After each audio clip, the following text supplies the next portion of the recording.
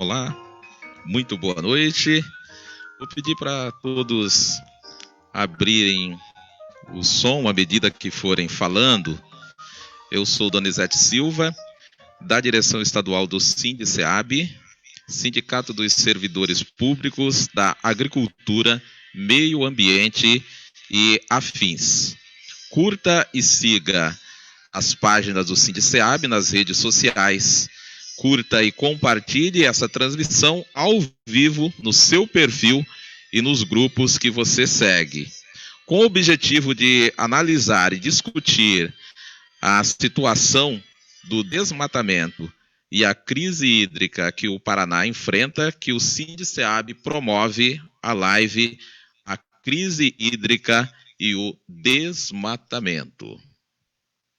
Estamos recebendo aí a companheira Laura e dizer que a live terá até 80 minutos e dividirei a condução com a Raíssa Mello, jornalista do SINDICEAB. Boa noite, Raíssa, tudo bem com você? Boa noite, Donizete, boa noite a todos que nos assistem, tudo bem, espero que esteja bem com todos também. E a crise hídrica tem afetado o Paraná de uma maneira muito forte. De acordo com os últimos dados do Instituto Água e Terra e do Sistema de Tecnologia e Monitoramento Ambiental do Paraná, CIMEPAR, 61,14% do Paraná houve uma seca grave. Já na região leste, que abrange Curitiba e região, ali litoral, a gente está numa seca extrema. Para discutir esse assunto que está afetando todo mundo, com os rodízios e também com as consequências da seca, estão aqui a nossa direção do SINDICEAB.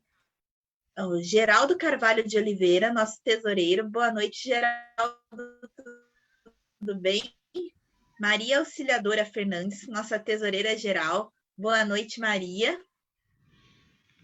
Nosso presidente Temístocles Santos, e a nossa vice-presidenta Laura de Jesus Moura e Costa, que apresentará os nossos dois convidados e dará o pontapé inicial sobre o tema. Boa noite, Laura. Boa noite a todos, aos nossos convidados, aos nossos telespectadores, e desejo uma boa live com todo mundo.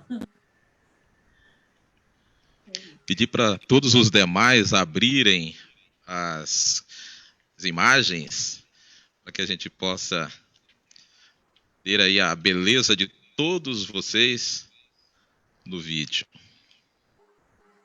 Deixa eu encostar a porta. Enquanto a nossa vice-presidente Laura ela se ajusta, Laura que dá aí aula e estava na aula até há poucos instantes, a exemplo de todos nós. Nós temos a Josiane, que é a nossa secretária, que daqui a pouquinho chega também, acabou de sair do escritório onde estava trabalhando. Mas nós queremos dar um bem-vindo a você, internauta, que está nos acompanhando também. Nós estamos ao vivo pelo Facebook e queremos dar uma boa noite para você, dizer mais uma vez que essa live ela tem o objetivo de analisar e discutir a situação do desmatamento e a crise hídrica que o Paraná enfrenta. Então, o SINDICEAB tem essa preocupação de fazer essa importante discussão dessa crise que afeta a todos nós. Você que está nos acompanhando pelo Facebook, quero dizer para você que você pode compartilhar essa transmissão do seu perfil pessoal em algum grupo ou página que você segue, e você pode curtir também. Além disso, pode colocar as suas sugestões, o seu boa noite, a sua saudação. Se tiver pergunta aos nossos convidados, fique à vontade, pode participar nos comentários. Nós estamos atentos para interagir com você e fazer chegar até os nossos convidados a sua dúvida, a sua consideração. Nós vamos, portanto, passar para a nossa companheira, vice-presidenta do SINDICEAB, Laura, para que ela apresente os nossos convidados e já iniciemos o bate-papo dessa noite. Boa noite, Laura, seja bem-vinda. Obrigada, Donizete, obrigada ao Paulo César Medeiros, doutor Paulo César Medeiros e Dr. Jefferson de Souza. Jefferson de Souza é graduado em Física, é mestre em Geofísica e doutor em Física Estatística. Realiza estudos de pesquisa e consultoria em hidrologia e em projetos da Agência Nacional de Águas e do LACTEC, né, com a Sanepar. É professor da rede pública estadual e integrante e colaborador do CEDEA, que é o Centro de Estudos, Defesa e Educação Ambiental. Nosso amigo já há mais de 30 anos, né, Jefferson? Eu vou parar por aqui, né? O Paulinho também, né, Paulinho? O doutor Paulo... Vai denunciar a idade aí. Dr. Paulo César Medeiros, também nosso amigo há muitos anos, e é geógrafo, né? Professor no Instituto Federal de Educação Tecnológica do Paraná, o ITFPR, é doutor em Geografia pela UFPR e coordenador técnico-científico do CEDEA, né? Que é o Centro de Estudos, Defesa e Educação Ambiental. CEDEA é entidade ambientalista, né, sem fins lucrativos, e que aglutina, né, as pessoas aí que têm uma visão socioambiental, né, da questão ambiental, né, uma visão socioambiental. E agradecemos muito né, por terem aceitado o nosso convite, por estarem aqui conosco, e também porque sabemos que a contribuição, né, que os nossos amigos têm para nos dar é muito grande, né, pela quantidade de conteúdo, de informação que tem. Eu acho que já podemos... Lá, Temístocles, tudo bem? Temístocles é o presidente do SINDICEAB, né, também aí leva conosco a luta junto, né? E eu acho que passo para você, Donizete, ou já começamos com as perguntas? Como que... Não, podemos já começar, já são as 19h10, acho que temos que seguir.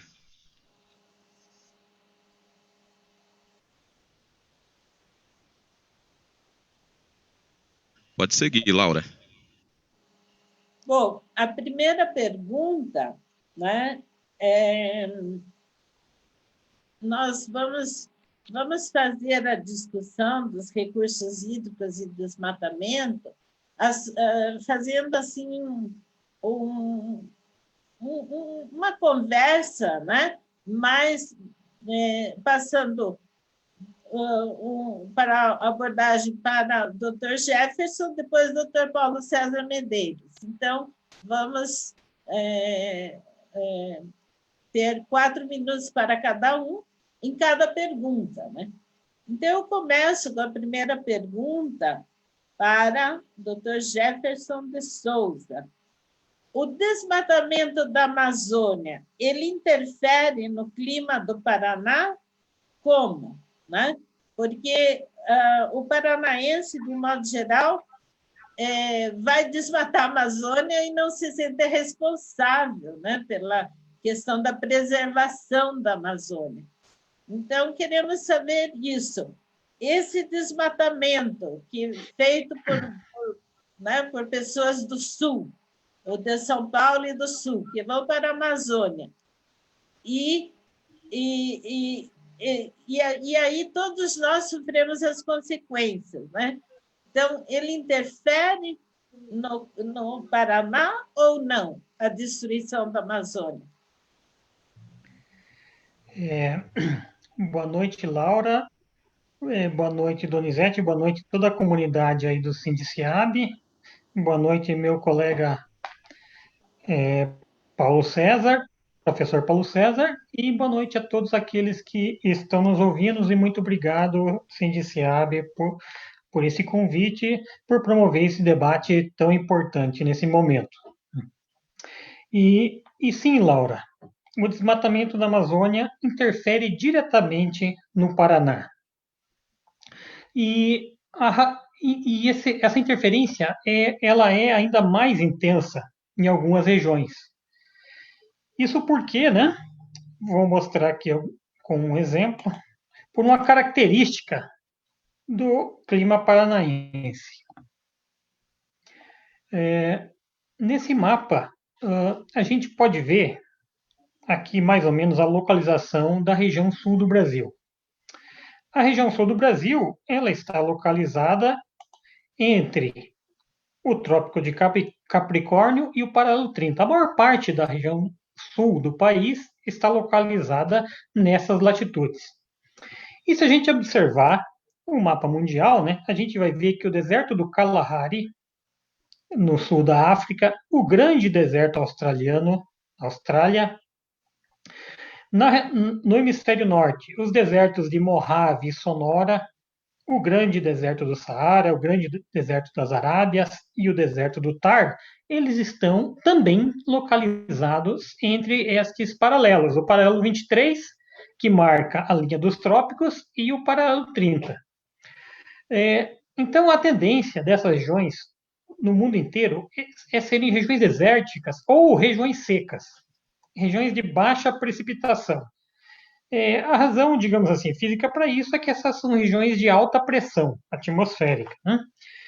Agora, no Paraná nós temos uma precipitação típica aí de 1.500 milímetros de chuva por ano, ou seja, é uma precipitação bastante razoável. Então, o que explica o Paraná estando numa região, numa latitude tipicamente seca, o que explica o Paraná ser tão úmido, né? Ter uma precipitação tão bem distribuída. E a razão para isso é o que nós chamamos de rios voadores ou rios flutuantes.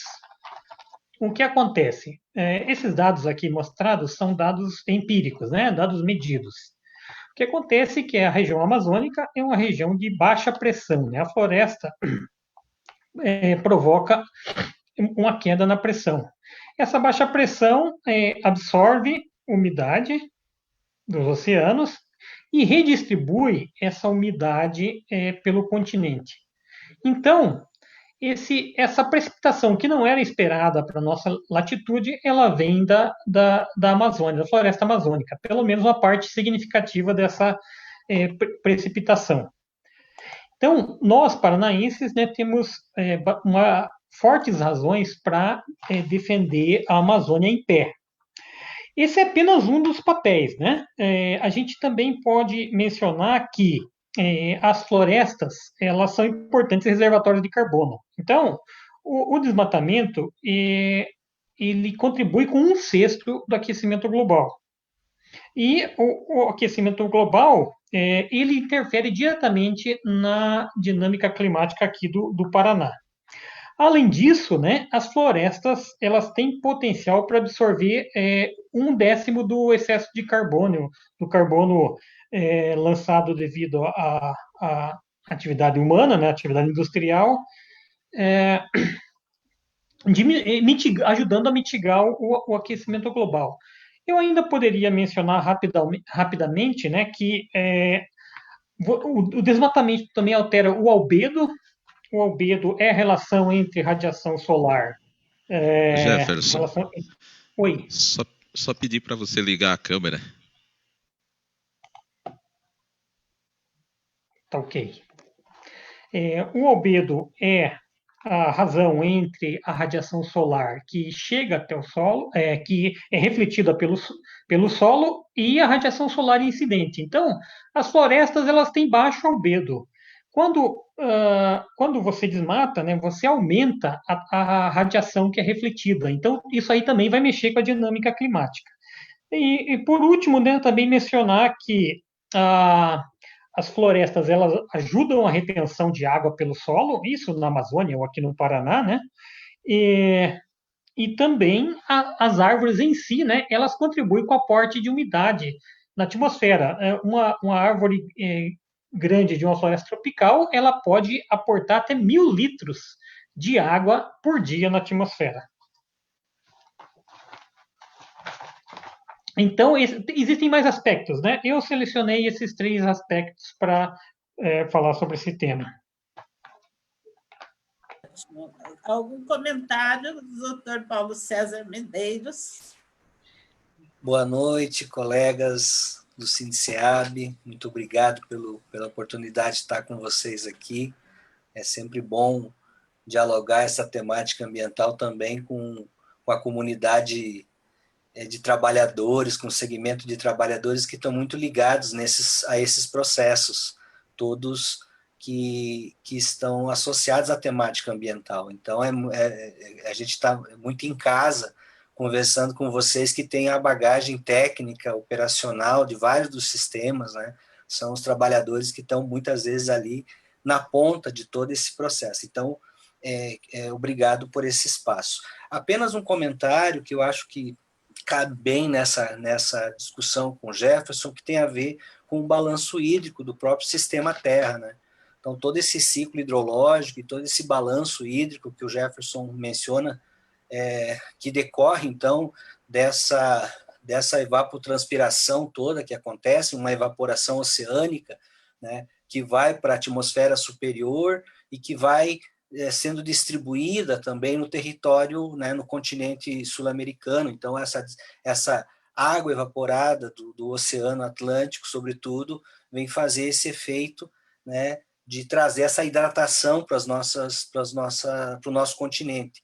E essa dispersão, né, somada ao que a gente poderia chamar esse ciclo hidrológico longo, que é o ciclo oceano-atmosfera, ele vai se somar com os chamados ciclos curtos da água, que são os ciclos continentais. Dependendo da área continental, se tem uma bacia como a Amazônia, por exemplo, você vai agregar essa água que está vindo dispersa na atmosfera do oceano, você vai agregar a evapotranspiração da floresta amazônica, e isso vai dar uma carga também, né? Hoje estima-se que 60% da evapotranspiração do balanço hídrico venha dos oceanos e 40% aproximadamente venha da evapotranspiração dos continentes, que é a soma da água que está na superfície do continente com a água que está no solo, e eu quero ressaltar aqui o papel importante do solo, né, no sentido desse balanço hídrico, porque o solo tem a capacidade de reter água e alimentar as plantas que o Jefferson mencionou,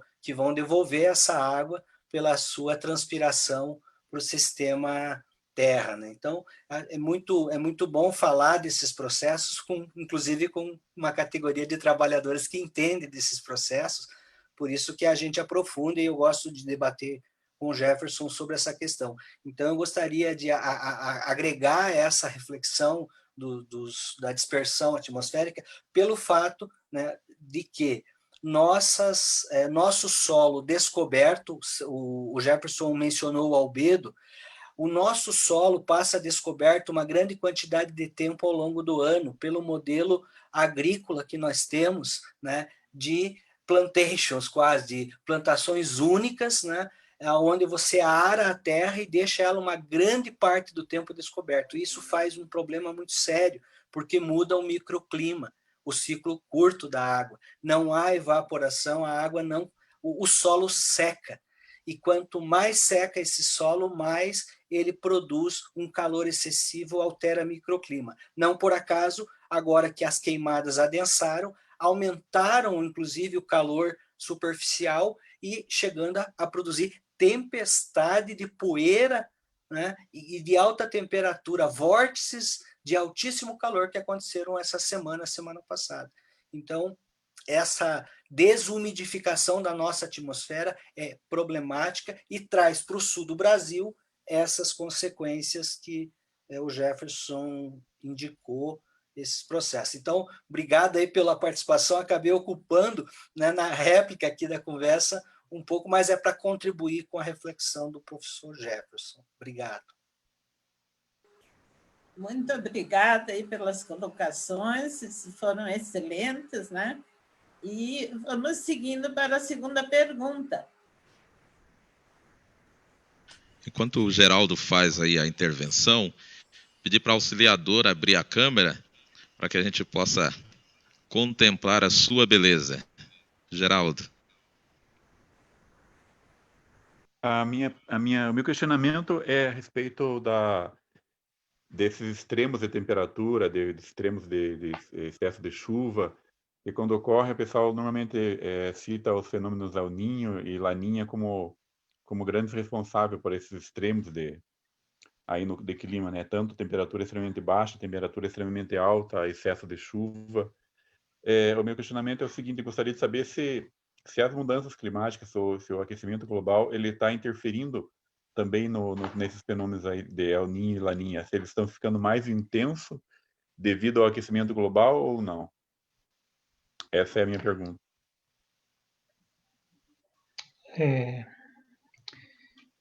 Laura, eu respondo? Vou passar para você, você já começou, tudo bem.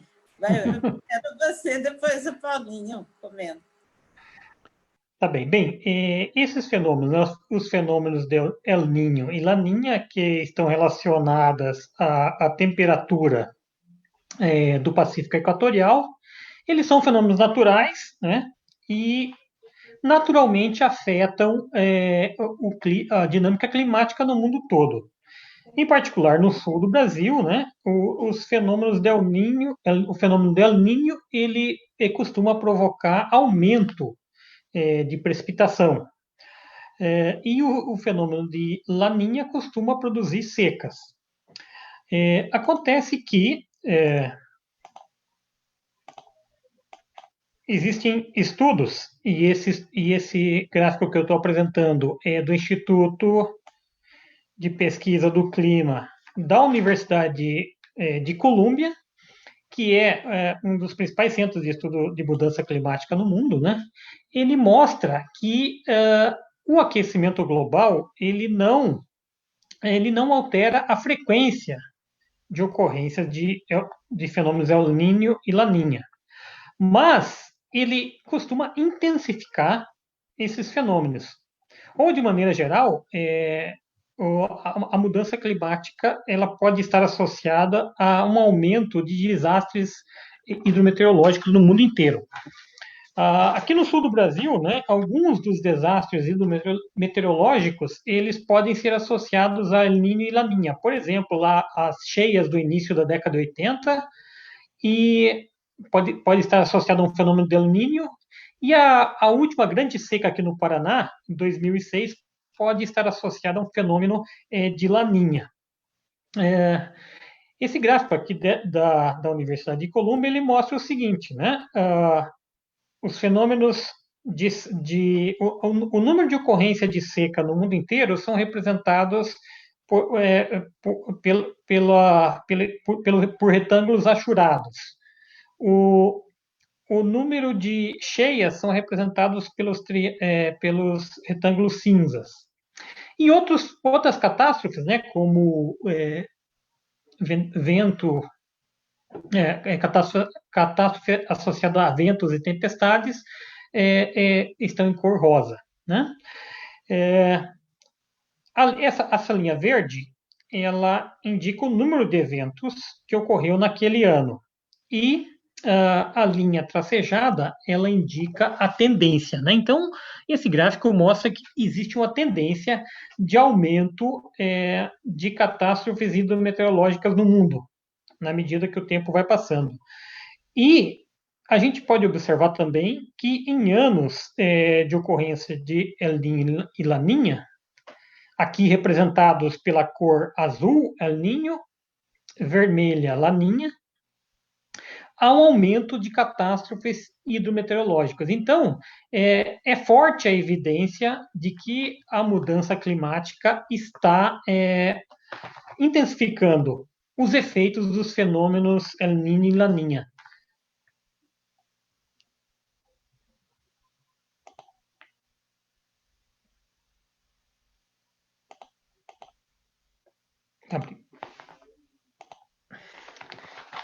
Eu não estou te ouvindo, Laura.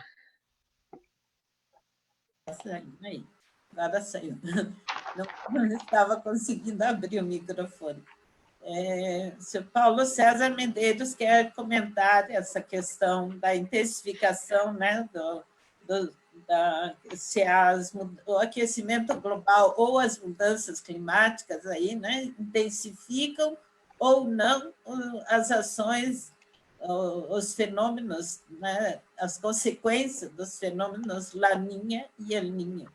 Sim, eu reforço, na verdade, eu creio que quando o Jefferson coloca exatamente que há uma certa variação, mas não há uma mudança de padrões.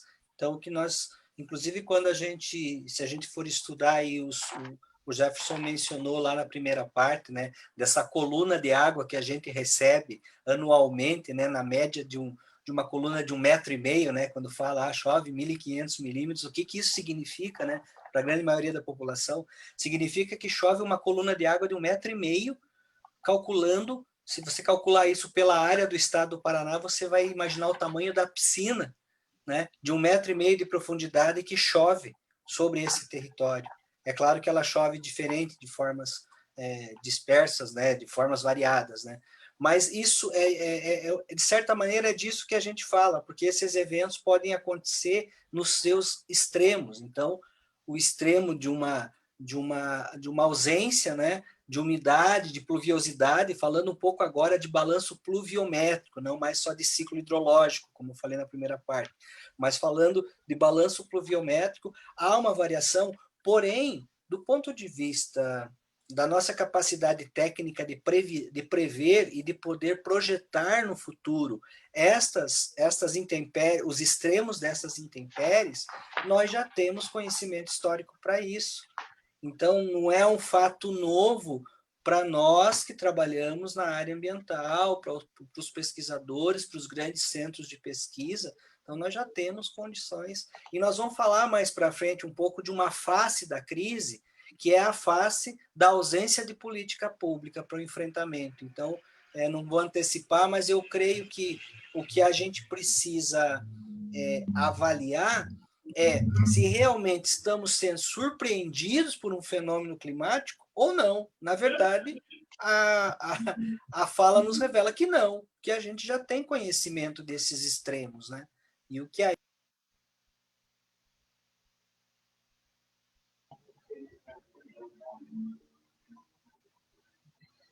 Fechou o som do Paulo. Fechou o som, Paulo. Fechou. Liga aí de novo. Perdão, não sei quanto tempo de fala, porque acho que eu passei a mão sobre o touchpad aqui. A última frase só. Perfeito. Então, só para retomar, né, em que medida, né, esta crise ela decorre apenas do fenômeno climático ou natural que nós estamos dialogando. Em que medida é isso? Então, muitas vezes, me parece que a explicação acaba sendo essa tentativa de jogar para o ciclo da natureza a responsabilidade por uma questão que nós vamos discutir se é totalmente da natureza ou que parte nós temos nesse negócio todo, né? Então, obrigado pelo espaço de novo. Eu poderia complementar, Laura. Bem, aqui eu posso mostrar esses dados, eu mesmo compilei, né, de uma estação pluviométrica ali próxima ao Centro Politécnico. Eu mesmo coletei esses dados, eles estão disponíveis, né, nas páginas dos órgãos estaduais responsáveis. Então, a gente pode ver que deveríamos estar preparados para a atual situação, uma vez que tivemos uma sequência de 5 anos de baixa precipitação no Paraná entre 2004 e 2008, sendo que o auge foi 2006, onde choveu apenas 932 milímetros. Então, o que está acontecendo agora já ocorreu outras vezes no Paraná nesse período, né? Então, isso mostra que não dá para culpar somente a questão climática, né? Quer dizer, esse padrão não é novo no Paraná, esse padrão de precipitação, como a gente pode ver nesses dados aqui. Tudo bem. Mas vamos para a terceira pergunta.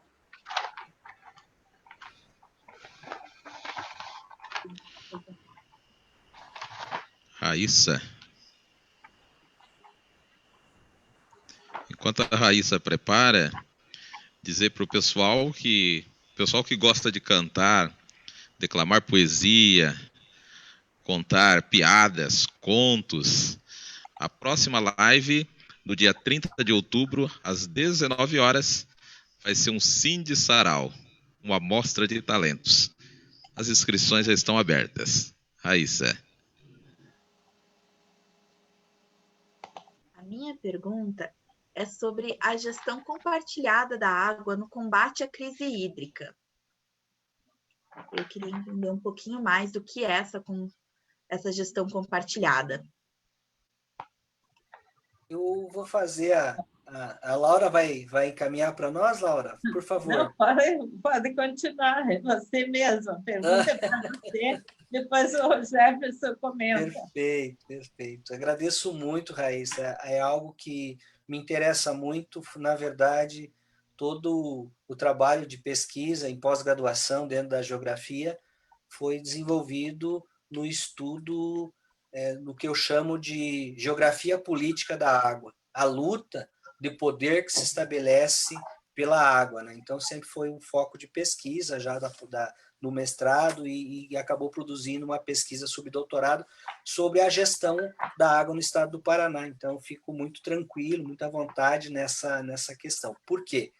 Porque, de fato, nos anos 90, os instrumentos de gestão ambiental do Brasil estavam se estruturando. Se vocês lembrarem historicamente, nós vamos ter a Rio 92, um marco histórico, né? Nós temos a Constituição de 88, onde nasce o direito ao meio ambiente, no artigo 225 da Constituição, do capítulo do meio ambiente, surgindo dali a necessidade do Brasil criar uma política nacional de meio ambiente e criar o Sistema Nacional de Meio Ambiente, tá? Política, então, que criou CONAMA, CISNAMA e a política nacional. Só que nos anos 90, a política só de meio ambiente não estava dando conta e surge paralelamente ou embrionariamente dentro da política nacional de meio ambiente a política nacional de recursos hídricos de 1997, a chamada Lei das Águas. Então, olha que interessante, o Brasil, então, tinha uma lei nacional de meio ambiente, uma política nacional que definia quais são os crimes ambientais e quais seriam as áreas a serem protegidas, mas não dava conta, o território é muito grande, e para gerenciar o território, surge uma discussão internacional de que a melhor forma de você fazer gestão ambiental da água é por bacia hidrográfica. Tá? Então, isso é importante registrar, porque a bacia hidrográfica se torna, de fato, uma área, um conjunto territorial, ou um conjunto de área dentro do território que você consegue fazer gestão ambiental da água. Então, surge a Lei Nacional em 97, o Paraná, em 99, transcreve a lei federal e cria a lei estadual, né, a política estadual de recursos hídricos, paralela também e análoga ou simultânea e também contemplando a política estadual de meio ambiente, que já tinha criado o Conselho Estadual de Meio Ambiente, já tinha a lei estadual. A política estadual de recursos hídricos, copiando a lei federal, cria o Sistema Estadual de Gestão de Recursos Hídricos, o Conselho Estadual dos Recursos Hídricos, os comitês de bacia hidrográfica e constitui os chamados instrumentos de gestão da água. Tá? Isso é importante para quem está nos ouvindo, porque esse é um conhecimento que ficou muito restrito ao corpo técnico dos órgãos e algumas ONGs e algumas entidades que na época se envolveram muito, como foi o caso do CEDEA. E a gente sempre reclamou publicamente da ausência da educação ambiental para a sociedade paranaense, para entender os instrumentos da gestão. Então, eu já vou chegar na resposta, Raíssa, mas é preciso dar esse contexto histórico para toda a sociedade paranaense. O Conselho, então, a partir de 99, a lei estabeleceu que é preciso criar os comitês de bacia. Criou o Conselho Estadual e começa, então, a constituição dos instrumentos da bacia, da gestão da água. Quais são os instrumentos? O Plano Estadual dos Recursos Hídricos, os comitês de bacia, cada comitê de bacia monta um plano de bacia e nesse plano define o enquadramento dos corpos d'água, o que nós queremos dos rios da nossa bacia, a outorga para quem que nós vamos liberar o uso da água e como vamos liberar e quanto vamos liberar da vazão do rio, da bacia, para determinadas atividades, a cobrança pelo uso da água por esses setores usuários, e, enfim, isso criaria o que a gente chama de Sistema Estadual de Gestão da Água, e essa política, então, veio sendo construída.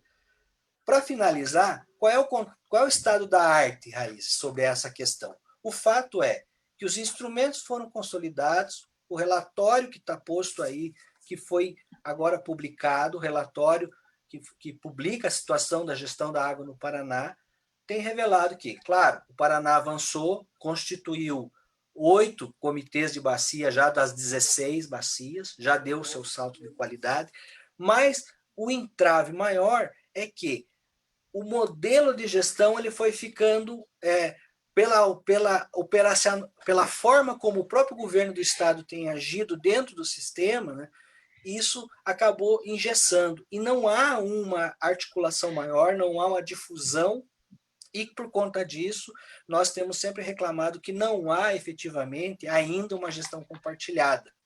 Ela ainda é tecnocrática, ela ainda não desceu do salto, ela ainda continua nos gabinetes e não foi, de fato, para as microbacias do Paraná, não foi executar esse plano. Então, na nossa opinião, é preciso avançar, é preciso dar salto de qualidade. E eu acho que, pela questão do tempo, eu já usei bastante o tempo para contar como funcionam os instrumentos. Daí, isso pode suscitar outras perguntas, e eu fecho por aqui, porque eu quero também compartilhar com o meu companheiro Jefferson aí esse diálogo.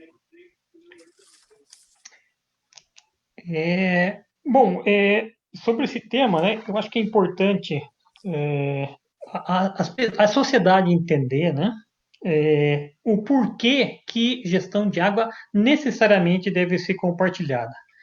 E a razão, um pouco a gente já discutiu aqui, né? A água vem de algum lugar, vai para algum lugar. A água ela não pode ser simplesmente encarada como um produto privado, como um bem privado.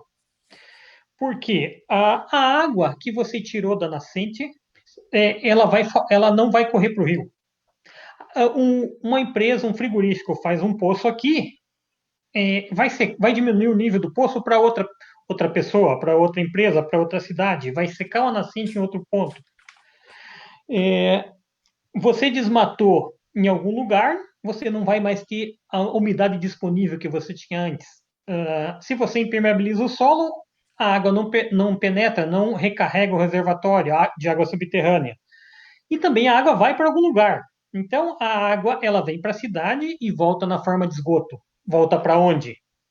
A água entra numa indústria ou numa mineradora e sai como efluente, muitas vezes tóxico. A água entra num frigorífico e sai como? E vai para onde? Então, não tem como a gente simplesmente encarar a água como algo que você pega daqui e joga ali, né? É um produto que necessariamente ela não tem fronteiras, né? ela veio de algum lugar. Então, você tem que conversar, você tem que pensar da onde essa água vem. E ela vai para algum lugar. Então, você tem que pensar como é que você vai estar devolvendo essa água para a natureza.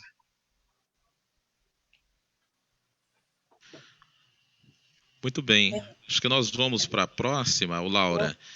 Antes, porém, só... Pois não. Não, só queria fazer a observação de que Sim. o atual governo federal está destruindo todo esse sistema de gestão compartilhada. Está destruindo o Sistema Nacional de Meio Ambiente e o Sistema Nacional de Recursos Hídricos. E praticamente já destruiu todo o sistema do Conselho Nacional da Biodiversidade. Então, é uma afronta à Constituição de 88, o que está acontecendo agora com a gestão do atual governo federal.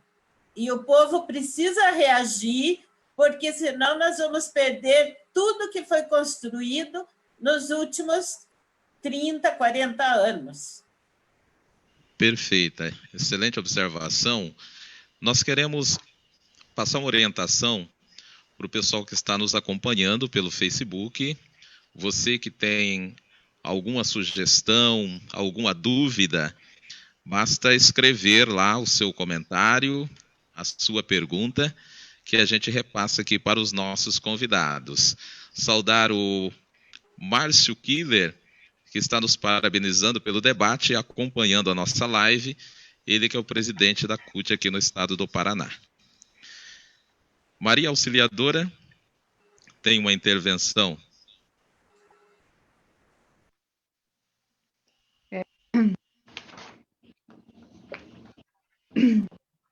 A minha pergunta é: o relatório de conjuntura dos recursos hídricos do estado do Paraná,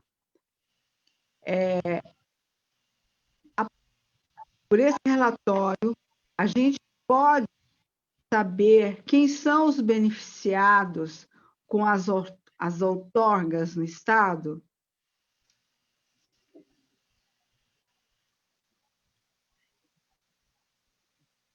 Conseguiu entender?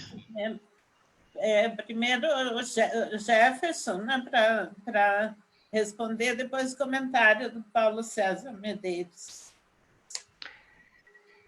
Sim, o relatório, embora eu tenha algumas críticas ao relatório, esse relatório só ir para o público tapar é importante todo mundo acessar, todo mundo, na medida do possível, ler.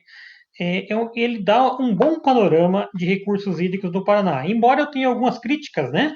Ele hoje é um instrumento importantíssimo para a gente entender o cenário hídrico no Paraná. E ele fornece várias informações importantes, né? Informação sobre a carga de esgoto nos nossos rios, sobre os déficits hídricos em cada região. E sim, ele fornece os beneficiários com as outorgas de água no Paraná.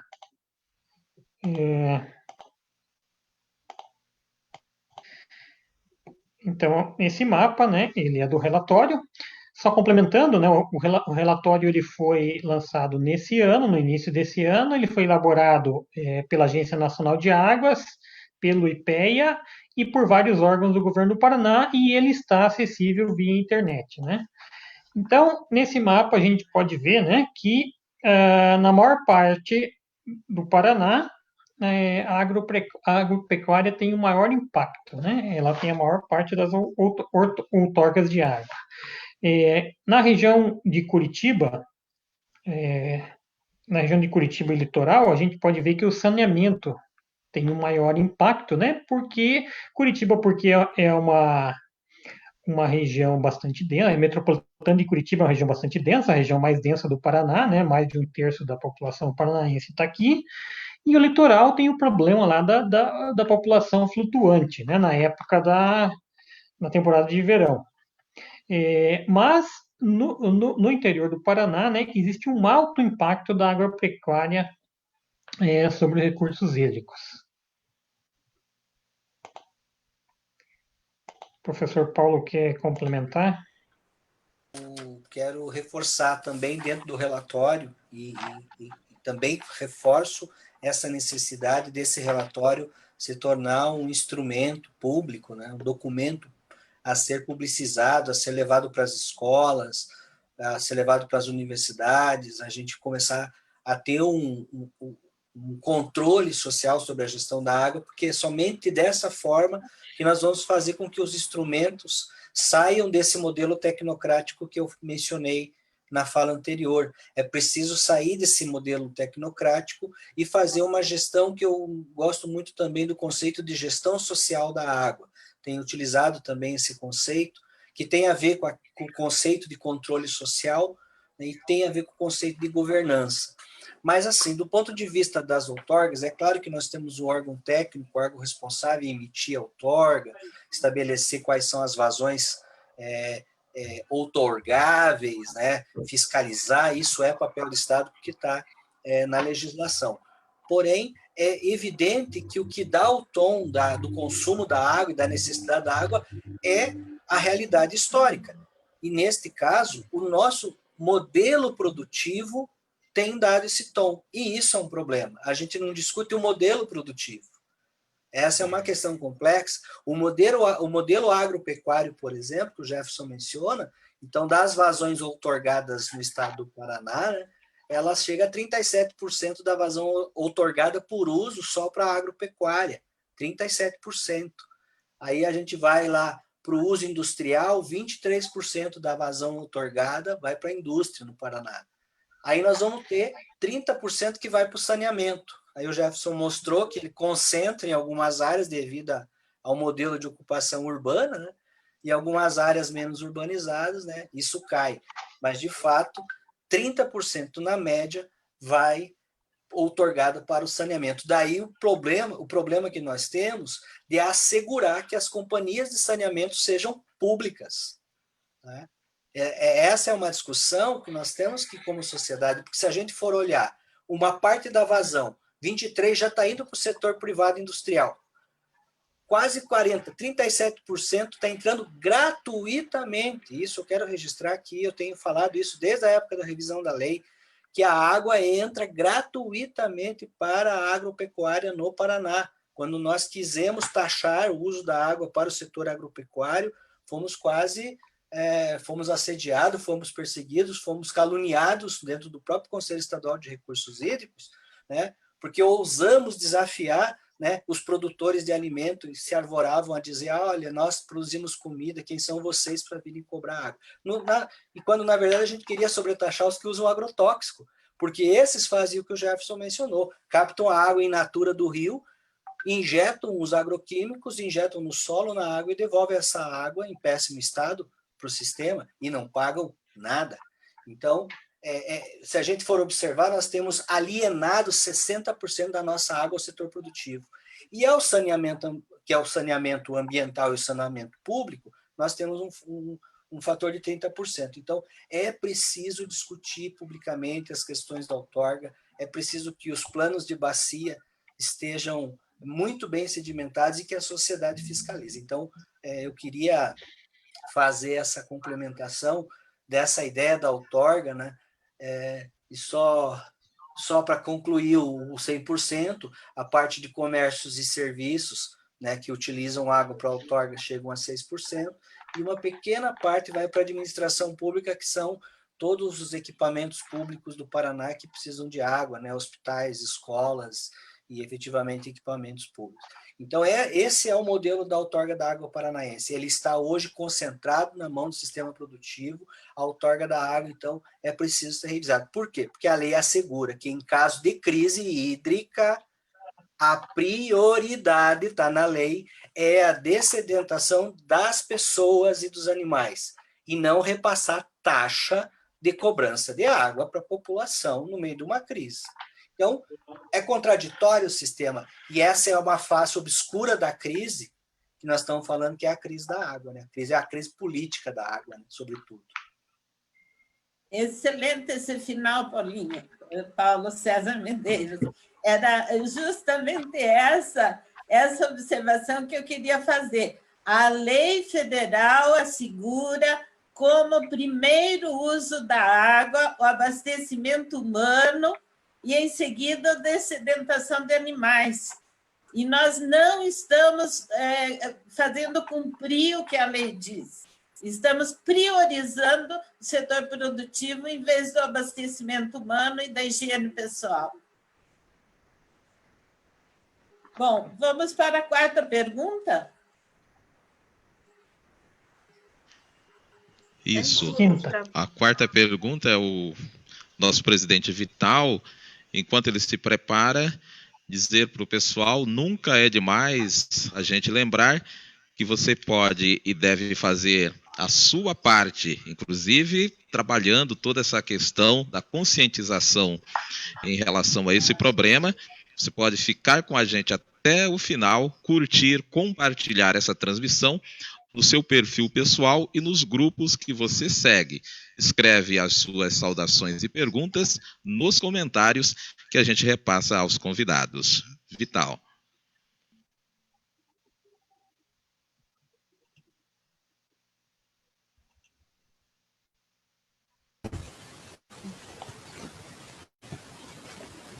Não estamos ouvindo, Temístocles. Abra o som. Acho que o Vital está com um problema no som aí, Vital. Vamos tentar abrir aqui. Nós não estamos lhe ouvindo, Vital. Abra o microfone. Abra o microfone. Não está. Ô, Vital, tenta fechar ele e abrir novamente. Enquanto ele tenta, tem uma pergunta aqui, eu posso falar rapidamente enquanto ele... A pergunta Pois é, não. existe metodologia para valoração do uso da água pela agricultura? Sim, tem, é possível. Porque a gente sabe, é possível estimar vazões de nascentes, vazões de poços, é possível estimar quanto se usa em cada tipo de atividade, né? E no caso da pecuária, é até, digamos assim, um pouco mais fácil, né? Porque a gente sabe quanto que um boi, um porco e um frango, uma ave, né? Ela precisa de água por dia. Eu até tenho esses dados aí nos meus slides. Maravilha. Consegue? Vamos tentar de novo? Temístocles? Abra Isso. o microfone. Abre o microfone, para nós aqui está fechado. Aí ele disse que ele não consegue lá, está com problema no áudio. Enquanto ele vai resolvendo essa questão, gostaria de convidá-los todos para o dia 30 de outubro, às 7h30 da noite, para o nosso Sim Sarau, que vai comemorar o Dia do Servidor Público. Você que gosta de cantar, quer mostrar algum talento, contar alguma piada, se inscreva pelo Facebook ou pelo e-mail do sindicato. Muito bem. Então vamos à frente, acho que está com dificuldade ali o Vital, e perguntar aqui para os nossos convidados, já que foi citada a questão desse relatório, que contribuições esse relatório nos traz ou deveria nos trazer em relação a toda essa problemática da água. Eu posso fazer o primeiro comentário e compartilhar Sim, com à o vontade. Jefferson no segundo momento. O Jefferson até já tinha feito uma fala do significado do relatório em si, né? Ele é um relatório muito bem apresentado, até porque nós temos que reconhecer que o Estado do Paraná ele tem em nível nacional um reconhecimento, mesmo dentro do Sistema Nacional, do Conselho Nacional de Meio Ambiente. Eu faço aqui um registro, né? Nós do CEDEA, nós somos vinculados ao Fórum Nacional da Sociedade Civil nos comitês de bacia hidrográfica. Então, nós temos a nossa representação do Fórum no Conselho Nacional de Recursos Hídricos. e há um reconhecimento nacional, não só no movimento popular, no movimento social, mas também nos grupos técnicos, até mesmo na Agência Nacional de Águas, que o Paraná tem um corpo técnico no Estado, principalmente de servidores, muito bem qualificado. E eu falo com muita tranquilidade porque estou falando com vocês, né? É este corpo técnico de trabalhadores que esse sindicato representa, e aí por isso a minha felicidade está aqui, porque há uma qualificação do corpo técnico. Isso transpareceu, obviamente, toda vez que a gente for discutir a política. O que a gente acaba não tendo é um comprometimento político de governo, né? Ou de Estado, para não dizer do sentido, né, do Estado nacional, né? Esse compromisso que acaba não tendo, e que muitas vezes os nossos companheiros técnicos, né, têm excelentes ações, excelentes trabalhos, excelentes projetos, mas que são minados no campo político. Mas então, a primeira questão, há sim um reconhecimento pelo corpo técnico dos órgãos paranaenses pela sua experiência. O que é preocupante é a não renovação por concurso público, e aí um erro estratégico da política pública é não renovar esses quadros e não motivar esses profissionais. Então, essa é a primeira questão. O relatório ele é muito bom porque a gente conhece o quadro e o corpo técnico e o esforço de vários e vários colegas do sistema de gestão.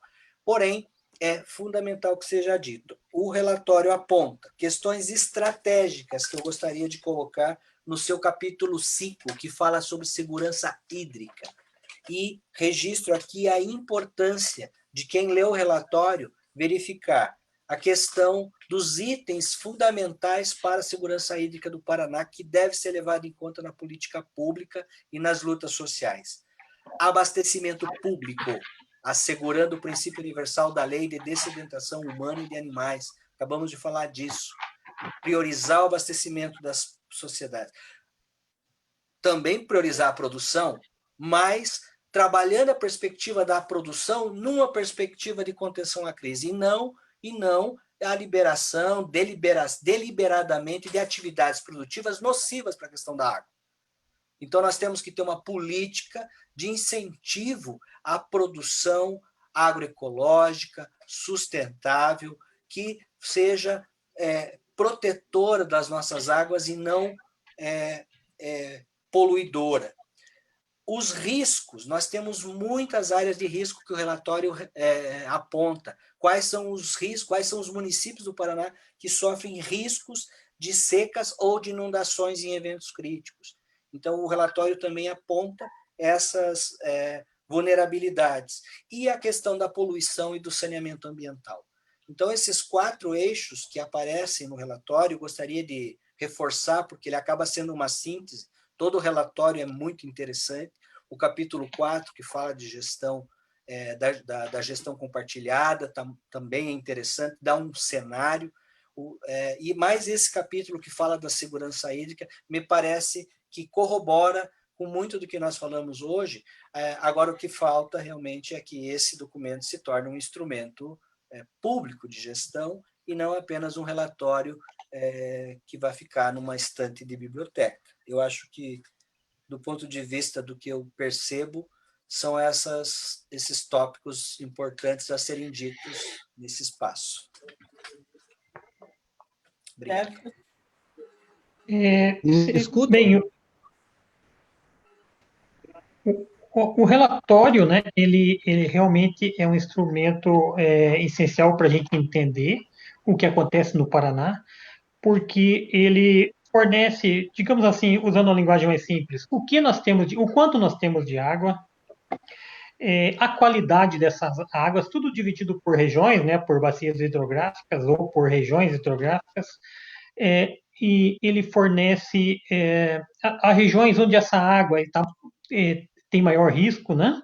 Por exemplo, eu poderia aqui mostrar para os nossos ouvintes, aqui é o cenário da carga de esgoto no Paraná, né? A gente pode ver a bacia do Alto Iguaçu sofrendo duramente com a carga de esgoto da região metropolitana de Curitiba. também, né, as aglomerações urbanas próximas de Londrina e próximas a Maringá, e com destaque também para o litoral, né, por causa daquele problema da grande população flutuante. Outra coisa interessante é que ele mostra, né, que a região metropolitana de Curitiba vive uma crise hídrica crônica, que não tem nada a ver com a atual seca. Dependendo do qual região hidrográfica você considera, a gente tem um déficit aqui na metropolitana de 400 a 1.000 metros cúbicos por habitante por ano. É um déficit gigantesco, né? A população da cidade de Curitiba não sente muito esse déficit. Por quê? Porque ele não é distribuído igualmente. A população da região metropolitana fica com a maior parte desse déficit, né? Não existe uma distribuição igualitária desse déficit. Esses dados são do relatório, mas eu atualizei alguns, né? Então a gente pode contemplar o cenário em Curitiba, o cenário de estresse hídricos na região metropolitana de Curitiba. São 3.600.000 habitantes, aproximadamente, né? 30% da população do estado, com 600.000 pessoas vivendo em área de mananciais. 59,3% dessa população é atendida por coleta de esgoto. Mas apenas desse esgoto coletado, 85% é tratado. E o tratamento tem uma eficiência de 70%. Né? Então, de facto, nós temos menos de 50% do esgoto tratado em Curitiba.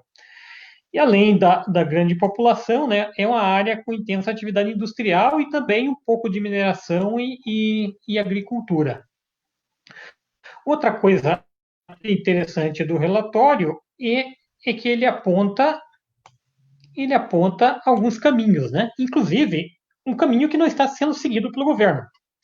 Por exemplo, o relatório aponta que a crise hídrica é uma oportunidade de aprendizagem para todos, né? É uma oportunidade para você trazer a população para o debate. É uma oportunidade para você praticar a transparência e a boa governança. Então, acho que esse relatório é essencial, mas também ele cita outros 2 documentos importantes. Um é o Plano Nacional de Segurança Hídrica, esse é um plano federal. Esse plano, ele prevê algumas obras para você mitigar o problema na região metropolitana de Curitiba. E outro documento é o Atlas de Esgoto e de Expolição de Bacias Hidrográficas. Esse documento, ele prevê 6 estações de tratamento só para Curitiba, com investimento de aproximadamente 550 milhões de reais. Então, os instrumentos, as informações, elas estão de posse dos governantes. As informações essenciais, o que fazer, o quanto custa para fazer, né? Então, basta fazer o bom uso dessas informações.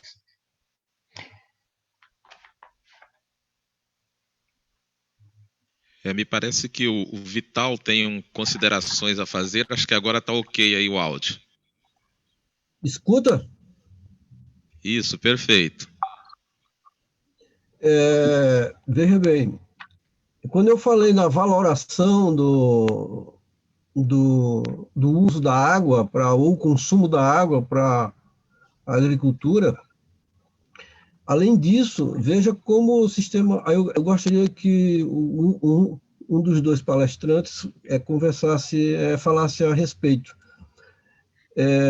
No planejamento do orçamento do Estado, existem isenções fiscais para as grandes empresas exportadoras de commodities e valores de bilhões de reais. Então, a transferência de renda, somado isso tudo, é uma coisa absurda. O que a sociedade paga para ter essa produção é uma coisa absurda. Isso nunca foi valorado ou desenvolvido uma metodologia para avaliar isso. Talvez os senhores, como professores e e conhecedores da matéria, talvez isso fosse um tema que pudesse ser objeto de investigação acadêmica mesmo, né, para valorar esse preço dos recursos naturais. É isso.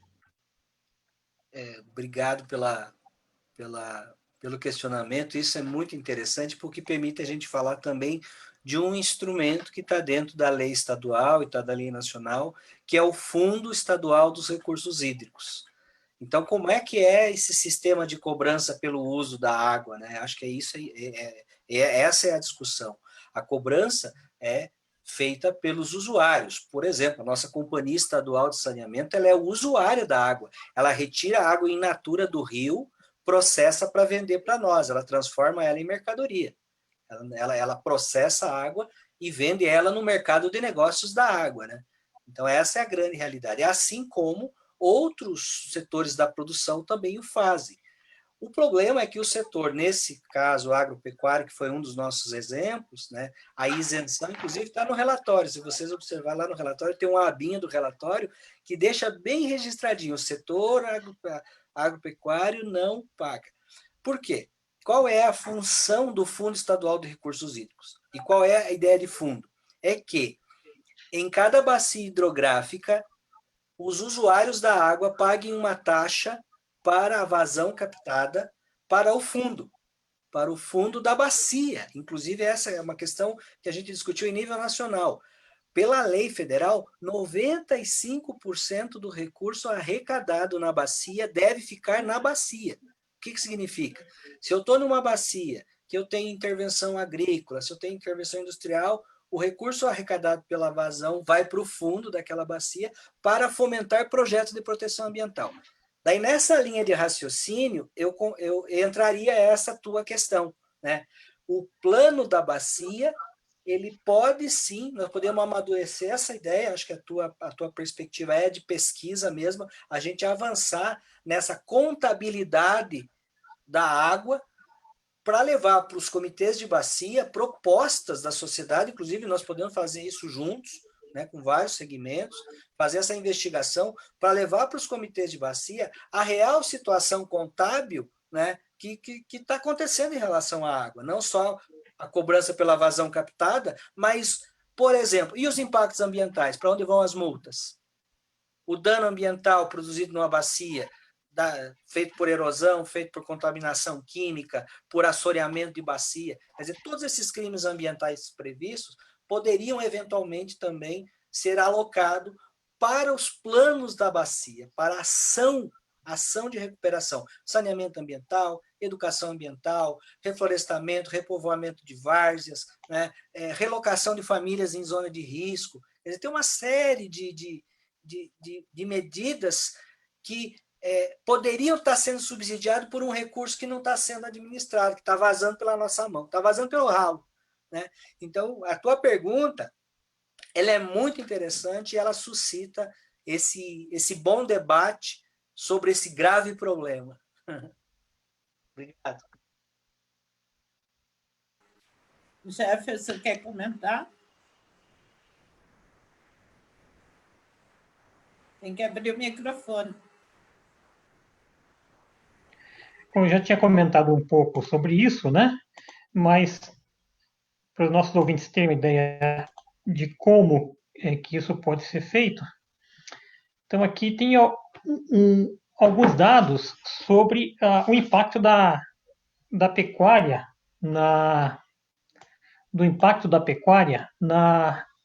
nos recursos hídricos, né? Paraná, esses dados são de 2018. Somando a bovinocultura de corte leiteira, nós temos quase 11 milhões de cabeças. O consumo diário de cada bovino de corte é 45 litros de água. Então, a gente vai multiplicar isso por mais de 9 milhões.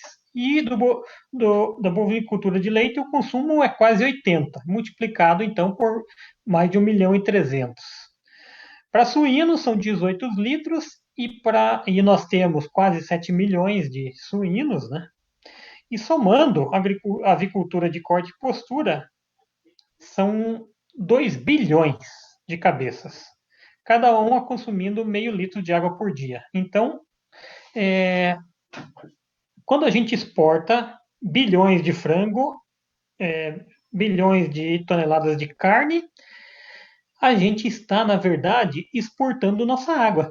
A água que foi consumida por esses animais. Em alguns casos, a situação é pior, né? Porque muitos dos produtores eles estão devolvendo essa água no estado péssimo para a natureza, né? Da bovinicultura ainda tem o problema, às vezes, de o proprietário, o dono, deixar o gado ir até a nascente e pisotear a nascente. Às vezes até pode levar até inviabilidade da nascente no futuro, né? Depois, no abate, e o Paraná tem muitos frigoríficos, no abate também é consumida uma quantidade enorme de água e muitas vezes essa água é devolvida de péssima qualidade para a natureza, né? E o dado que preocupa nessa tabela é que essa é uma atividade crescente no Paraná, ela ainda não parou de crescer. Então a gente tem que refletir o quanto o Estado suporta. Será que vai ter recurso hídrico para todas essas atividades daqui 10 anos, daqui 15 anos? A gente também pode pensar o mesmo para soja e milho, né? Então, se a gente somar em área, a pecuária, a soja e o milho, eles ocupam 64% da superfície do estado. Então, a gente tem que pensar, pode imaginar também o quanto de água você utiliza para fazer crescer essa soja, o quanto eu preciso de água para cada quilograma de soja produzida, o quanto eu preciso de água para cada quilograma de milho produzido, né? Por outro lado, nesse mapa aqui eu mostro as áreas protegidas no Paraná, né? As áreas em verde escuro são as de proteção integral. A gente pode ver que a responsabilidade de proteção dos recursos hídricos ficam todos na mão do Estado. E no Paraná, em particular, nas áreas de mais intensa atividade agrícola, você tem basicamente pontinhos de áreas protegidas, né? Você tem mais áreas protegidas aqui no litoral do Paraná, próximo a Curitiba, e no Parque Nacional do Iguaçu. Essas duas regiões não contribuem muito para recursos hídricos, porque no litoral os rios correm para o mar e o Parque Nacional do Iguaçu já está no final da bacia do Iguaçu, né? Então vai contribuir com recursos hídricos para a Argentina. Outra coisa, as áreas de proteção, que não são de proteção integral, como mostra esse estudo aqui da UEPG, elas estão sob intensa pressão da agricultura. Ou seja, ninguém respeita a área que não seja de proteção integral.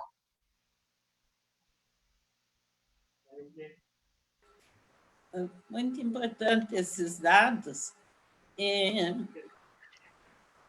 Aí entra também a questão da necessidade de um trabalho, né?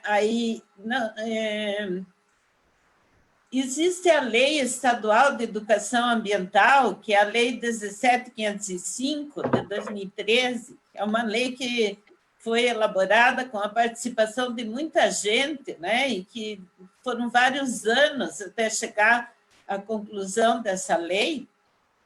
E essa lei prevê trabalhos de educação ambiental formal e não formal, né?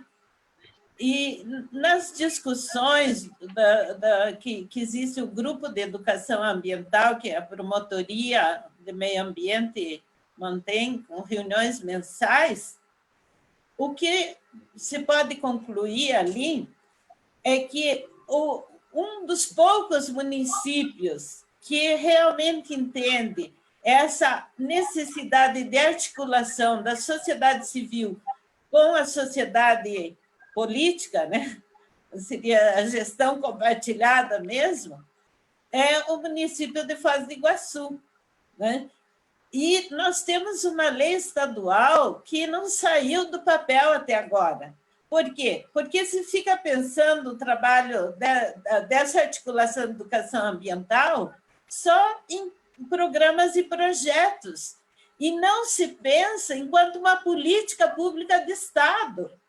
né? Uma política pública do Estado que dialogue com o Conselho Estadual do Meio Ambiente, com o Conselho Estadual de Recursos Hídricos, com as organizações sociais, né? Com as entidades da sociedade civil organizada e também com o setor empresarial, né? Então, precisaria realmente ter uma articulação coletiva de toda a sociedade e um compromisso, né, de toda a sociedade para beneficiar a população do Estado como um todo. Senão, acaba ficando no guetozinho do setor empresarial e capitalista do Estado. E a população toda sofrendo as consequências, né, tanto da degradação, da irresponsabilidade, né, na proteção, como de uma má gestão, de uma debilidade na gestão, né, pública, e tanto na gestão da água como na gestão da educação. Né? Então, acho que nós temos muitos instrumentos, muita legislação boa. O que precisa é que a sociedade como um todo se aproprie dessa legislação e exija o seu cumprimento. Né? Exija que realmente o benefício seja para todos e não para grupos setorizados da sociedade. Né? E aí nós já vamos para a conclusão da nossa live, que, né, Laura, oi. Nós temos uma participação o Carlinhos Salgado, né? Nosso já conhecido companheiro. Isso, da nossa base. Está preocupado aí com algumas situações e a Raíssa vai fazer a intervenção e depois a gente faz a conclusão.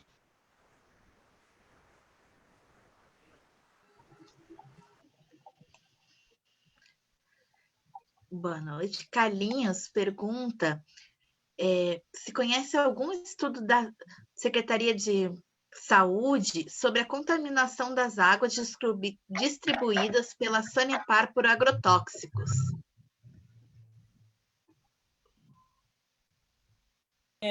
Só antes de passar, eu estou lembrando aqui um levantamento que foi feito no final de 80, em que já comprovava a presença de princípios ativos de agrotóxico na água distribuída pela Sanepar em Curitiba e região metropolitana.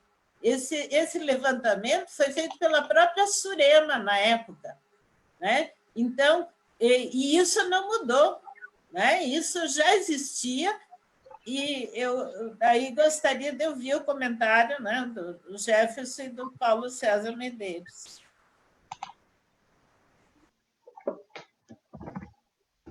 Quer comentar, Jefferson?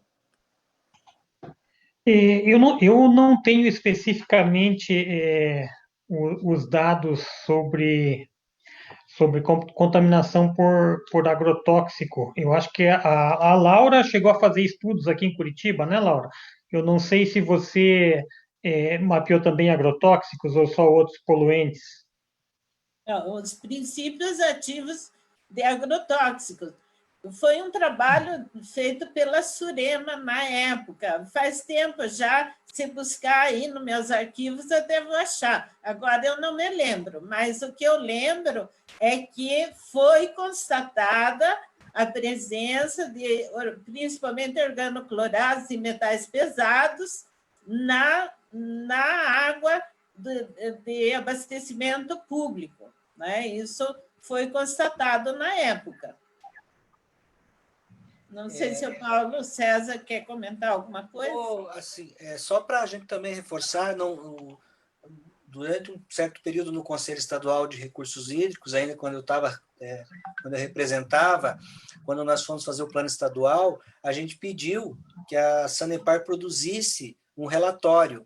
Então, é possível que a gente tenha esse documento anexado a uma das reuniões. Eu não vou saber responder, mas sendo necessário a gente produzir essa documentação, eu acho que fica o registro aí. Eu peço que os colegas do Sindiciab também que conhecem o companheiro Carlos aí, que registrem também, para a gente, quem sabe, fazer esse levantamento e, sobretudo, identificar qual a bacia, né? Porque talvez a gente pudesse alertar o comitê da bacia ou os companheiros nossos que atuam nos comitês da bacia, dependendo da bacia, para a gente alertar isso e, quem sabe, até colocar como pauta nos comitês de bacia o debate solicitando que as empresas de saneamento ofereçam todos os seus estudos, disponibilizem publicamente todos os seus estudos sobre a contaminação, porque daí eu creio que é bastante interessante essa proposta, essa pergunta do Carlos, porque ela pode criar um movimento, inclusive, né, que a gente pode fazer, inclusive, com promotoria pública de meio ambiente, com o Ministério Público, de buscar efetivamente a publicização desses relatórios dessas companhias, tendo em vista que elas têm essa obrigatoriedade porque elas cobram, sobretudo, para fornecer essa água. Então, eu acho que eu não tenho... não sei exatamente se eles atualizaram, mas isso foi lá por 2016, quando a gente estava discutindo o plano estadual, que me parece ter relatório da Sanepar anexo ao plano estadual de recursos hídricos, mas não consigo te dar com precisão, Carlos. Fico te devendo, mas gostei da discussão que tu coloca aí para nós. E também o relatório, ele não coloca a questão de pesticidas e agrotóxicos, né? Então, talvez isso seja até uma falha que a gente ali tentando, lendo tantas informações, né? Processando tantas informações ao mesmo tempo, a gente também não ficou atento a esse fato, né? E talvez seja essa uma das falhas do relatório a ser corrigida nos próximos. Maravilha. O pessoal está interagindo aqui. O Anacleto Borges da Mata, parabenizando pelo debate, Laura. E ele dizendo aqui que é um debate sobre as nossas poucas gotas de águas que são valiosas. Exatamente. Um abraço aí para o Anacleto. O senhor Anacleto lembrar que ele leva uma luta grande. Ele é colaborador e diretor do CDEA também, né? E em Colombo, ele, o José Pereira, a Patrícia, o Zé Vermelho, né? A família toda do seu Anacleto ali também junto, eles levam uma luta pela proteção das nascentes, né?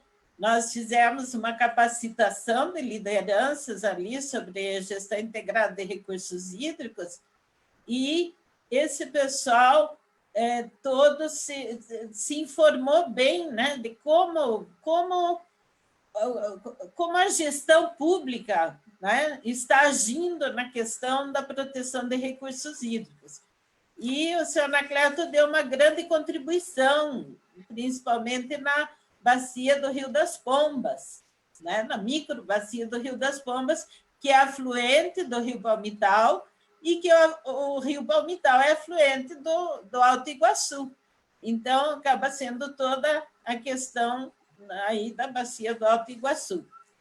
E lembrar também, o Paulo César Medeiros deve lembrar bem disso, a questão do aquífero karst. E em Almirante Tamandaré, Colombo, Rio Branco do Sul, também foi feito, né, aí uma discussão da infiltração de princípios ativos de agrotóxicos pelo solo para contaminar o aquífero, né? E o aquífero acaba sofrendo as consequências, porque eles retiram água do aquífero para irrigação, e essa irrigação, que também usa de agrotóxico, contamina o próprio aquífero com os princípios ativos do agrotóxico. Então, por isso tem que envolver toda a população com consciência, com esclarecimento e com compromisso.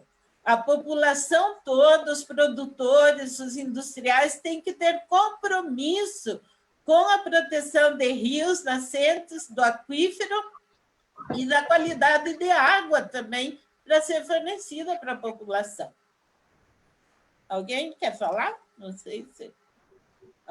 Alguém Interferiu? Não, acho que está tranquilo, né? É. Não sei se Então, tem mais o público vamos tem mais para alguma pergunta?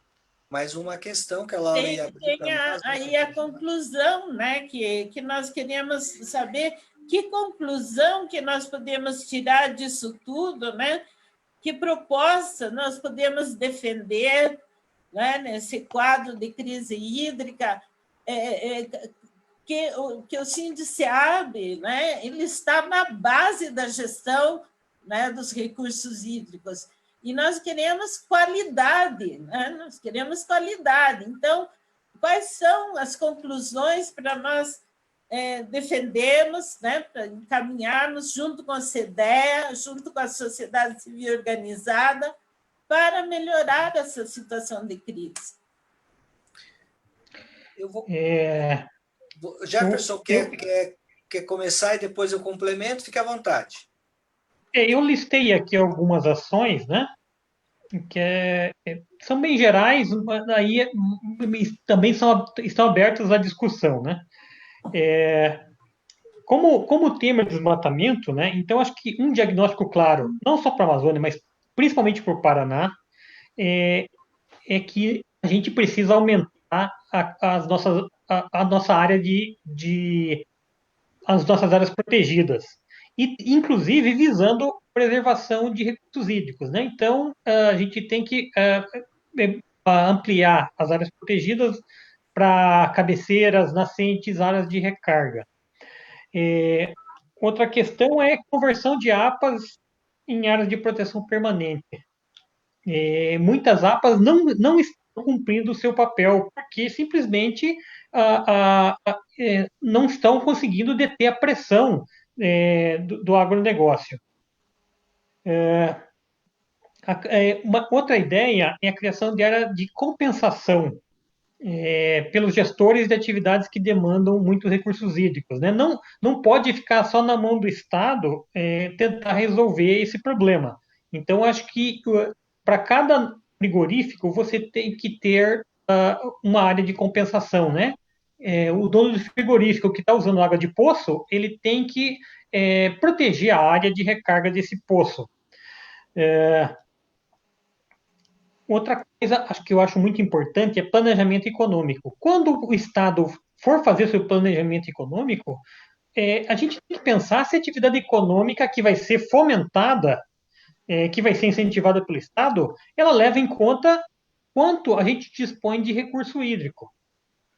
Isso aí visando um futuro conflito, né? Como, por exemplo, existe no Chile, em que você tem uma próspera atividade agrícola, mas que você tem uma própria em função, né, de outros agricultores e a população não ter água.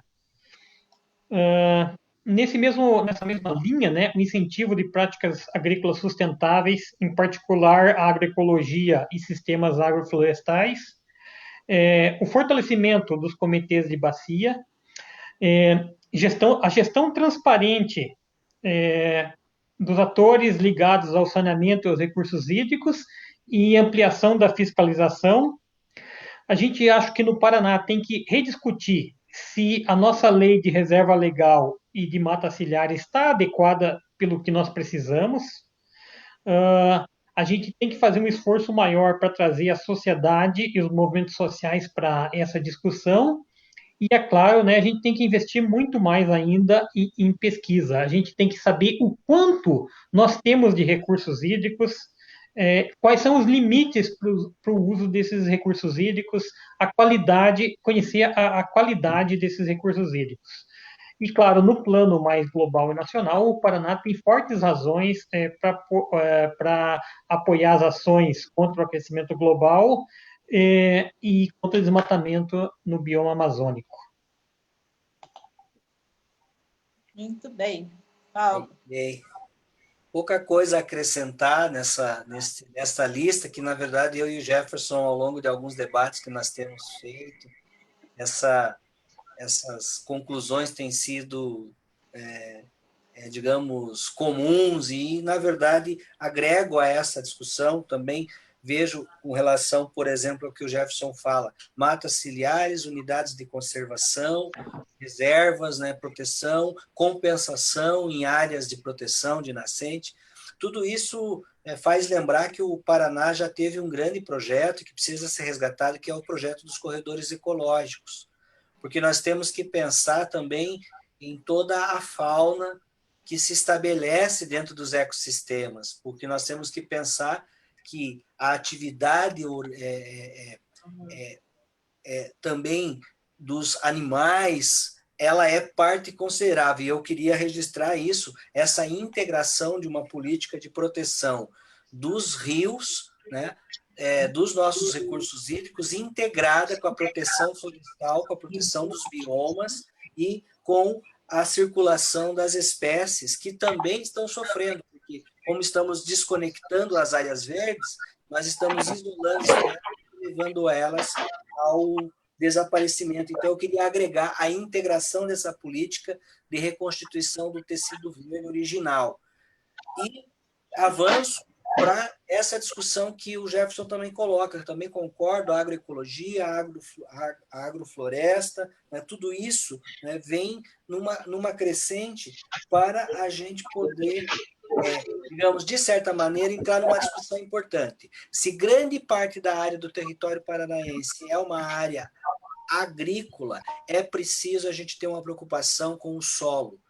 O empobrecimento da vida no solo limita também a circulação da água. Por quê? Porque a atividade microbiana do solo é que consegue reter a água também no solo. Então, nós temos que lembrar que o solo também contribui para o balanço hídrico. Então, eu agregaria, talvez, reforçaria essa ideia da questão da cobertura vegetal das unidades, áreas de conservação, matas ciliares e várzeas, em relação à atividade agrícola, agropecuária, a proteção do solo, né, que nós estamos perdendo muito solo, e esse solo perdido não vai produzir nova vida microbiana, e os solos, e inclusive estudos da FAO e da ONU estão revelando que nós vamos perder cerca de 60% do solo agricultável até 2050.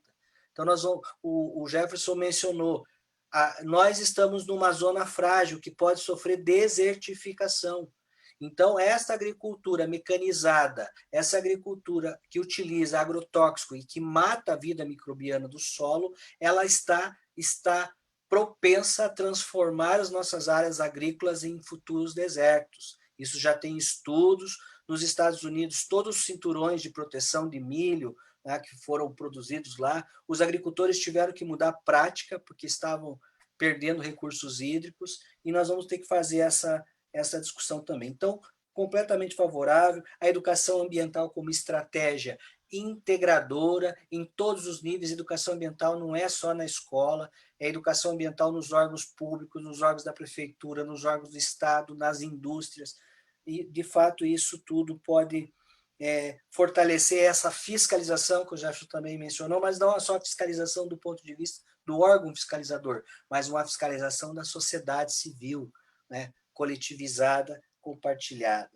Nada de desafio novo, desde que a gente tem discutido a temática ambiental, mas reforçando o papel estratégico dos trabalhadores, do abastecimento, do meio ambiente, da agricultura, e que podem contar com a gente, o pessoal do SINDICEAB, que a gente vai estar sempre junto com vocês aqui, quando vocês precisarem.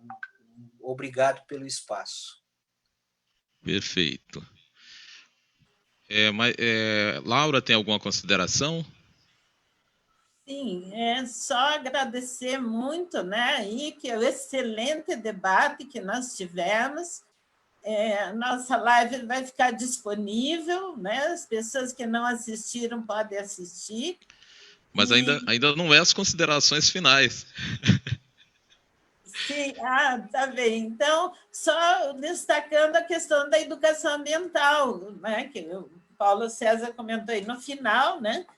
A educação ambiental não formal, para sair do papel, né? Para ter uma política pública de educação ambiental que envolva, não é aquela educação ambiental só de figurinha ou só para criancinha, é também, né? As crianças também precisam, a escola também precisa, mas não é isso. Nós queremos política pública de educação ambiental que tenham programas, que tenham objetivos concretos, que tenha inserção na sociedade, articulação com todos os segmentos da sociedade e que cumpra o seu papel, que realmente mude o comportamento para a preservação, para a melhor qualidade de vida das pessoas, né?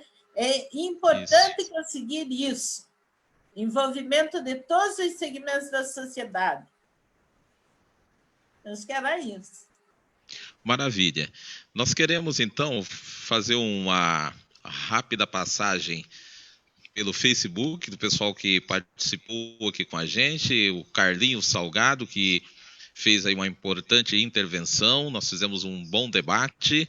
Está aqui também o Roberto Shinichi Fuji, dizendo excelente debate.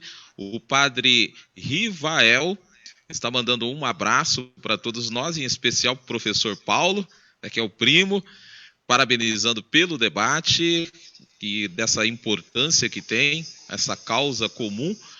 Temos aqui também, que participou, deixa eu ver aqui, o Anacreto, que nós já comentamos anteriormente, um grande abraço. O Zenir Teixeira, ou Zenir, que o nome é unissex, pode ser um homem ou uma mulher, dizendo aqui, saudações, bravos lutadores da luta do povo. Muito obrigado por estar nos acompanhando. E o companheiro Márcio Killer, da CUT, que compartilhou aí a nossa live, reproduziu também os links. Muito obrigado pelo apoio, sempre nos auxiliando nesse sentido. E tem também um companheiro que participou, dizendo no entendimento dele que esse não é um assunto relevante, mas acredito que esse comentário foi lá no início do vídeo, da live, com toda essa composição que nós fizemos aqui, certamente ele já mudou aí a sua opinião, a sua crítica, porque de fato é um assunto bastante importante, principalmente porque todos nós, de norte a sul do Paraná, nós estamos sentindo na pele essa crise hídrica que afeta a todos nós. Nós vamos então para os agradecimentos aqui, também para as considerações finais. Nós vamos começar com as considerações finais com o nosso tesoureiro Geraldo, que participou conosco aqui também nessa live. Geraldo, as suas considerações finais. Eu acho que o debate foi bastante importante. É sempre interessante debater a questão da água que afeta todos nós, e principalmente o que a nossa vice-presidente comentou com relação à educação ambiental. Eu acho que a principal estratégia para conseguir, de alguma forma, atacar o problema é através da educação ambiental. Eu acho que, para mim, o que tem mais importante, além da legislação, da fiscalização, é a questão da educação ambiental, que é bastante importante, que a gente tem que sempre fortalecer na nossa sociedade. Seria isso. Gostaria já de, antecipadamente, deixar meu boa noite a todos e todas que estão participando e que vão assistir a live na sequência. Maria Auxiliadora Fernandes, tesoureira do Sindiceab, nossa tesoureira geral, suas considerações finais. Olha, debate muito, mas muito importante para todos os trabalhadores e trabalhadoras da nossa base. Aprendi muito hoje com o Dr. Paulo e com o Dr. Jefferson, e com a nossa companheira Laura também, que é uma militante histórica aí desta questão ambiental. E agradecer a participação, né, de todos, e me despeço com boa noite e até a próxima live, que será no dia 30. Maravilha. Companheiro Vital, presidente do Sindiceab, e as suas considerações finais. Foi uma boa palestra, eu acho que todos estão contentes. E vamos para a próxima. Boa noite a todos. Vice-presidenta Laura, com as suas considerações finais. Bom, como eu já estava falando, né, foi excelente o nosso debate, agradecemos muito aí a participação do Paulo César Medeiros, do Jefferson de Souza, nossos amigos há muitos anos, e também queremos convidar a nossa base toda, né, para tanto participar das nossas lives, como fortalecer a luta que o sindicato leva, né? A luta em todos os sentidos, né? Na questão ambiental, social, sindical, administrativa, né? Então, convidamos a nossa base a ficarmos unidos aí em uma proposta que fortaleça a luta e que fortaleça o sindicato.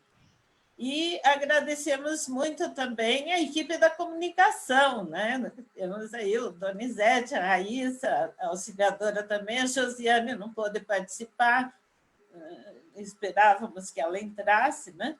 O Geraldo.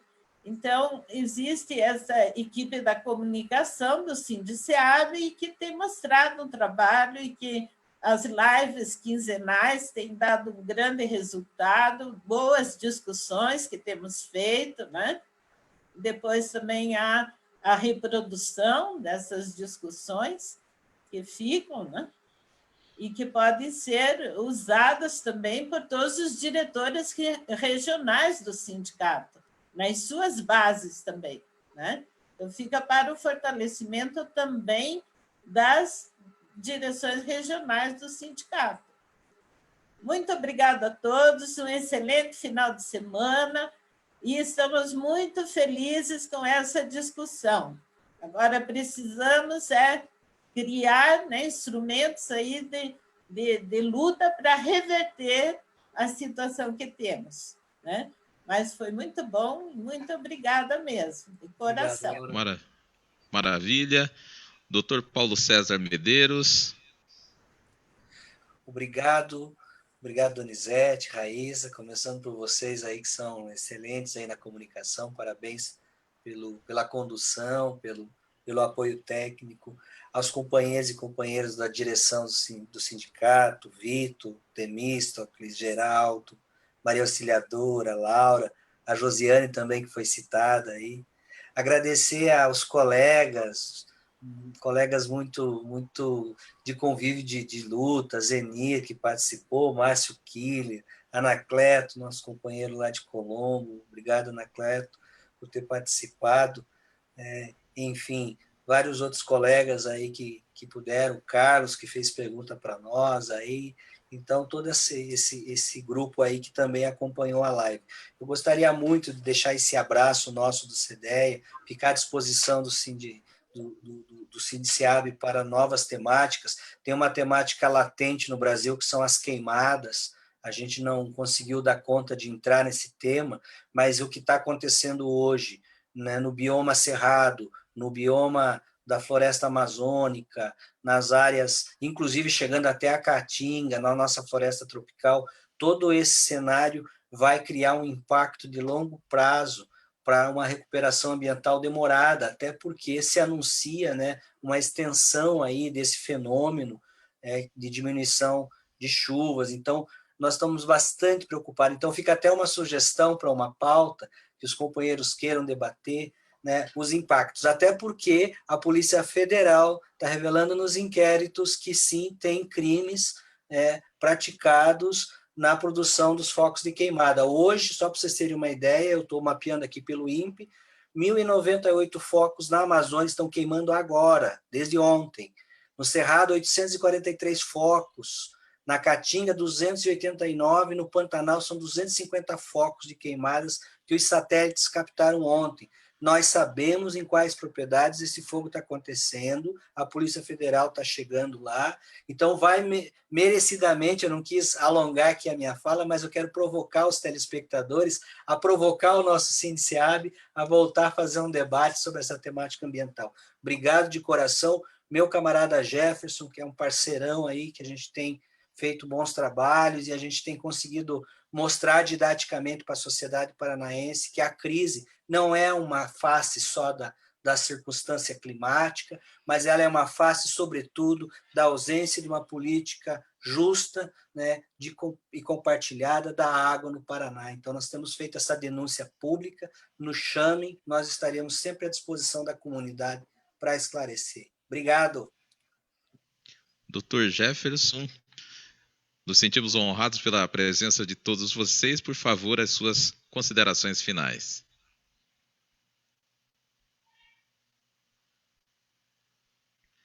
Só abrir o microfone. Obrigado, Donizete. Obrigado a toda a comunidade do Sindiceab. É importante lembrar aqui que muitos dos documentos, muitos dos dados que a gente debateu hoje é produzido pela base do Sindiceab, né, pelos trabalhadores, pelos trabalhadores que são representados pelo Sindiceab, documentos muito importantes para esse debate, né? E também aqui eu queria lembrar que o CDEA, né, ele tem encampado essa luta, esse debate por conta da crise hídrica no Estado, e faço aqui o convite público, né, para o Sindiceab se unir a essa luta, para a gente caminhar lado a lado, porque não tem sido fácil para a gente aqui. Todo mundo em casa não pode sair ou tem muita limitação para sair, né? Não tem sido fácil para a gente levar essa discussão, né? E felizmente a gente tem tido apoio, tivemos apoio da CUT, hoje apoio do Sindiceab, mas a gente precisa crescer, a gente precisa aumentar as pessoas, o número de pessoas ao nosso lado. Bom, também quero agradecer, né, os companheiros de longa data, professora Laura, professor Paulo, agradecer a equipe técnica que nos deu apoio e também agradecer muito o público que nos ouviu. Maravilha. Raíssa Mello, é sempre uma alegria única dividir a condução das lives contigo. As suas considerações finais, por favor. Eu também sempre fico alegre com esses momentos de formação. Eu gostaria de agradecer aos nossos convidados, Dr. Paulo Medeiros e Dr. Jefferson, e principalmente a toda a nossa base de servidores e servidoras que, mesmo com a crise política e a crise ambiental, fazem diariamente uma luta para que todos os paranaenses possam ter acesso à água e a todos os recursos com eficiência e muito trabalho. Uma boa noite a todos e um ótimo final de semana. Muito bem, chegamos ao final da nossa live. Uma live hoje com uma mesa recheada de doutores e doutoras, algo acho que até inédito no Sindiceab. Nós agradecemos a todas as pessoas que nos acompanham pelo Facebook até esse momento. Você que acompanhou e vai acompanhar ainda, que a live fica gravada. Você pode curtir, compartilhar, deixar os seus comentários. Vocês são nossas convidadas para o Sindicharau, uma live especial de mostra de talentos no dia 30 de outubro, às 19 horas. Essa live será promovida em comemoração à Semana da Servidora e do Servidor Público. Por isso, volto a lembrar, para não perder as nossas atividades, curta e siga a página do Sindiceab, ative as notificações para ajudar, somar com a gente e outras pessoas na defesa do meio ambiente. Curta e compartilhe esse vídeo no seu perfil pessoal e nos grupos que você segue. Uma boa noite, ótimo final de semana e até o dia 30 de outubro com muita graça, saúde e paz. Boa noite a todos e todas.